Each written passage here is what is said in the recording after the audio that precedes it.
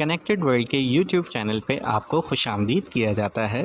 آج کی ہماری ویڈیو کا ٹاپک ہے سڈنی اوپیرا ہاؤس کے بارے میں کچھ دلچسپ حقائق۔ سڈنی اوپیرا ہاؤس بینلانگ پوائنٹ پر موجود ہے۔ 1788 میں آسٹریلیا میں برطانوی نو آباد کاروں کی آمد کے وقت بینلانگ پوائنٹ کا نام وولر بینلانگ کے نام پر رکھا گیا تھا، جو کہ ایک سینئر ایورا آدمی تھا۔ سڈنی اوپیرا ہاؤس کی تعمیر کا اصل تخمینہ $7 ملین لگایا گیا تھا۔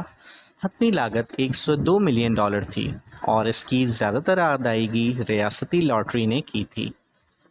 1953 میں منعقد ہونے والے اوپیرا ہاؤس کے بین الاقوامی ڈیزائن مقابلے کے لیے 233 ڈیزائن پیش کیے گئے تھے۔ تعمیر میں 4 سال لگنے کی توقع تھی، اس میں لیکن 14 سال لگے۔ کام 1959 میں شروع ہوا اور اس میں 10,000 تعمیراتی کارکنان شامل تھے۔ پال رابنسن سڈنی اوپیرا ہاؤس میں پرفارم کرنے والے پہلے شخص تھے۔ 1960 میں وہ سہاروں پر چڑھ گئے تھے اور تعمیراتی کارکنوں کے لیے آل مین دریائے گایا گیا جب وہ دوپہر کا کھانا کھاتے تھے۔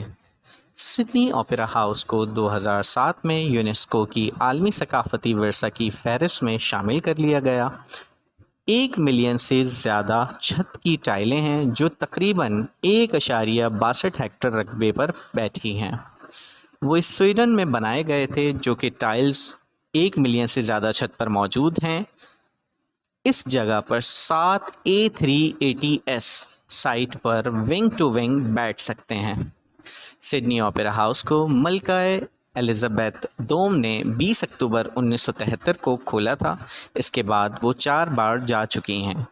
حال ہی میں 2006 میں جب Sydney symphony orchestra concert hall میں اسٹیج پر ہوتا ہے تو درجہ حرارت 22.5 ڈگری ہونا ضروری ہے تاکہ آلات کو ہم آہنگ رکھا جا سکے۔ درجہ حرارت اور نمی موسیقی کے آلات کے لیے اہم ہے۔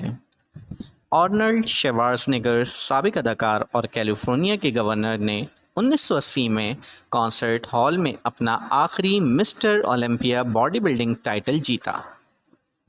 1980 کی دہائی میں اوپیرا بورس گورڈانوف کے ایک واقعے کے بعد جان سدرلینڈ تھیٹر میں آرکیسٹرا گڑھے کے اوپر اور ایک جال نصب کیا گیا تھا۔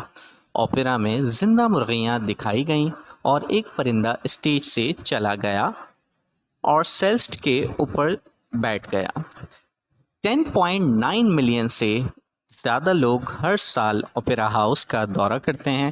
سڈنی اوپیرا ہاؤس بندرگاہ سے براہ راست لیے گئے سمندری پانی کا استعمال کرتے ہوئے ٹھنڈا کیا جاتا ہے۔ یہ نظام بندرگاہ سے 35 کلومیٹر پائپ کے ذریعے ٹھنڈا پانی گردش کرتا ہے تاکہ عمارت میں حرارتی اور ایئر کنڈیشننگ دونوں کو طاقت ملے۔ ہر سال قمری نیا سال اوپیرا ہاؤس میں منایا جاتا ہے، جس میں سرخ قمری لالٹین اور مینڈارن کے دورے ہوتے ہیں۔ 2019 میں کچھ 25,000 لوگوں نے ہمارے ساتھ جشن منایا۔